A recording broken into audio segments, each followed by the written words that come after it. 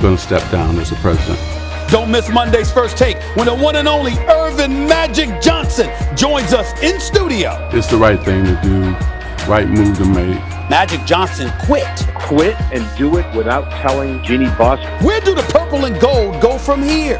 What I didn't like is the backstabbing and the whispering. I don't like that. Find out why he left the Lakers and what LeBron needs to bring a title back to Staples. It was just weird for him to just be like, nah, I'm out of here. So don't miss our exclusive with Earvin Magic Johnson, Monday at 10 a.m. Eastern, only on First Take.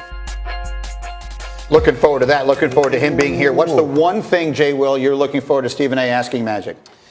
Or Magic answering? I think that's the right question. Yeah. Either way. I want to understand, where was the backstabbing coming from? Like, and I understand that Magic Johnson is Magic Johnson, but for him to walk away from that, what was the backstabbing that occurred that made you walk away from that? But Magic's not going to really tell us that. No, he's not going to tell anything. I just think you look at, as a player, obviously we know his greatness. But as a GM, as a coach, as a president, I just think he's best where he's at. And I just think the best question is, like, you're not coming back, right? You're not going to take over in any capacity. I think that's the best question he will answer.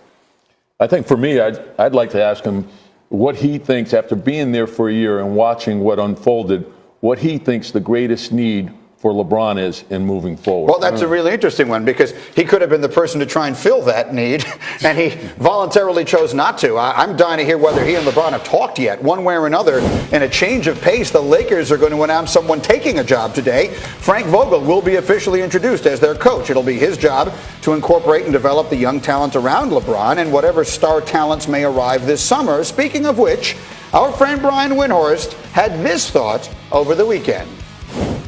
Kyrie Irving and LeBron's games were born to be paired together. The ability for LeBron to be able to handle the ball and set up an incredible shooting guard, or to hand off those duties to a great ball handler. They're both incredible isolation players. If you look at who LeBron's won championships with, Kyrie, and, I know that this isn't the guy in the same breath, but Mario Chalmers. Chalmers is kind of a poor man's Kyrie Irving. And then you even look at Mo Williams, who LeBron had two 60-win teams with. Again, Mo Williams, if you actually look at his game, is kind of a poor man's Kyrie Irving. This is the type of combo guard that he is meant to be paired with.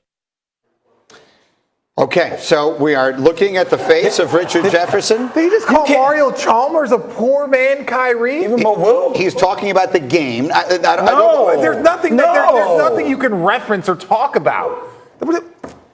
Okay. Here's the problem. Okay. Is that how poor? It's like me and Bill Gates. That's like, I'm a poor man's Bill Gates, right? That's what I am. Fair enough. But let us not allow that comparison, which you find inappropriate, to sidetrack us from the important part of the conversation, which is he is saying that Kyrie Irving is the perfect person to combine with LeBron James. I was kind of with him there. It was just the examples that he gave were so... But not only were you there, you were on the team, to make sure everyone is aware. You were on the team with those guys. You won a championship with those guys. Do you see them being able to put aside whatever their differences were? I mean, when last seen, Kyrie Irving was forcing his way out of Cleveland so he didn't have to play with LeBron anymore. Can they come back together?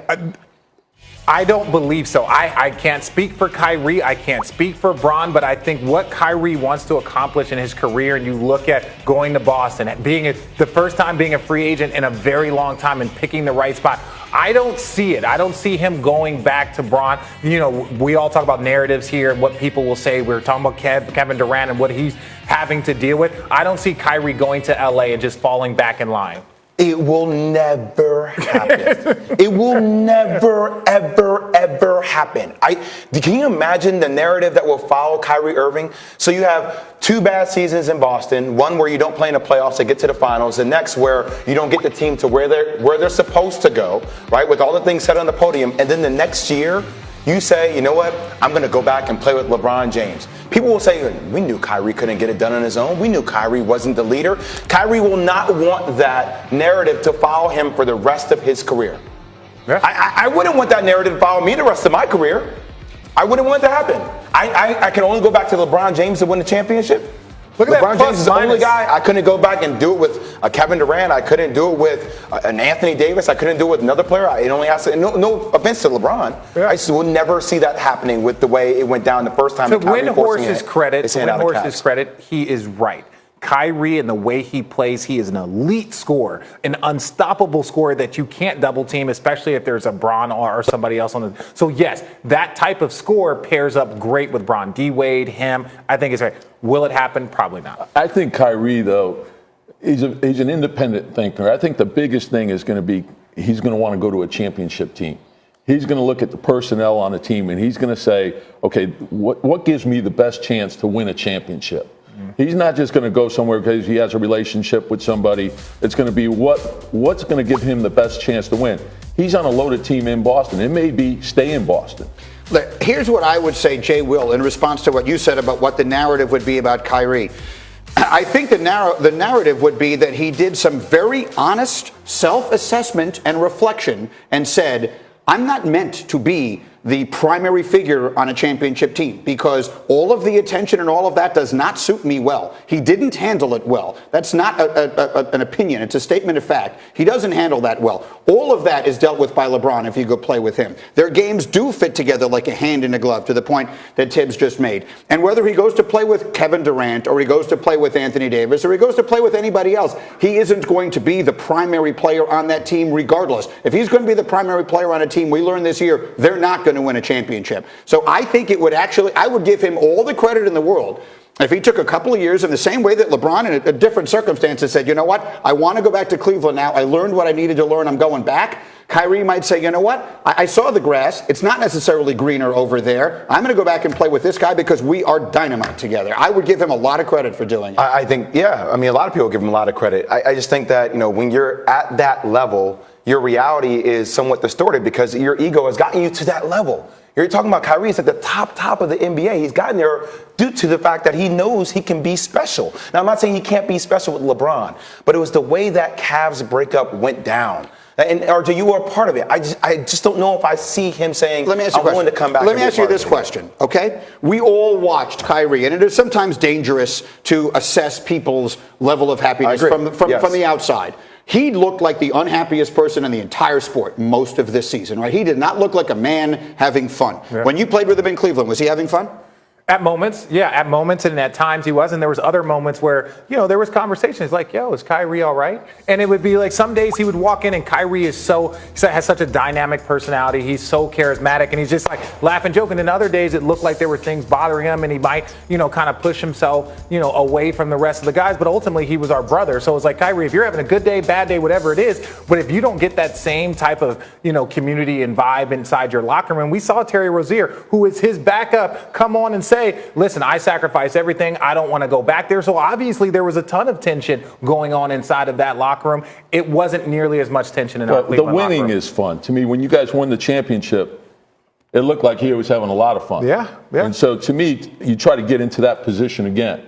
Yeah. And going to the West is a different animal. Yeah. There's 14 teams that are very strong at home in the West. Mm-hmm. It's not an easy path. Mm-hmm. So the path might be easier in the East. But I mean, did everyone? Am I the only one who watched what happened in Boston this year? I mean, no one else see that? No, we all did. It was a disaster, and he hated it, and they hated it. But he didn't get a chance to orchestrate his own team. Like, that's the power that he has now in free agency. No, I don't know if he's going to be able. Like, again, I don't know if Kyrie is the same type of guy that's going to be like, I want to show up at a place and then have a say in the guys that are built around me because I want my own team. I don't know if Kai is that guy. I'm saying having the opportunity to pick a team now as a free agent instead of just being traded. Yes. Yeah. So what team do you think he picks? What if you're Kyrie Irving? Come on. I don't know. It depends upon free agency. It depends on who he decides to partner with. Do you think staying in Boston is a real possibility? I do not see him staying in Boston. Neither do I. I see him going somewhere else. So you don't see Boston, you don't see LA. So you see two places, Boston, LA, you don't think I can see New York or Brooklyn. Okay. I wouldn't sell Boston short. Yeah, I think Boston's biggest problem this year was that they had too many players. Mm-hmm. And I think Danny Ainge is as good as it gets. He'll evaluate that. They have a lot of assets where they can make a trade with multiple players and take a superstar back, now it may fit a lot better for everyone. Who do you get rid of, though, Tibbs? Like, that's like what you said. If you keep Kyrie. For Anthony, I mean, the superstar you're talking about is Anthony Davis, So obviously. Are you letting go Jason Tatum for that? A superstar type player to evaluate, does this give us the best chance? Because they have to think about how are we going to match up with Milwaukee? Okay, Toronto, no one knows what's going to happen next year. It's going to be very interesting to watch. I would be really surprised. I think, for the record, LeBron and Kyrie together would be terrific again in LA. I think it's the best thing that could happen to LeBron James, and I don't think it's out of the question. As we continue, his coach called him a wrecking ball after Saturday night's game. How Draymond Green showed he is still one of the most underrated players in the NBA. That's next.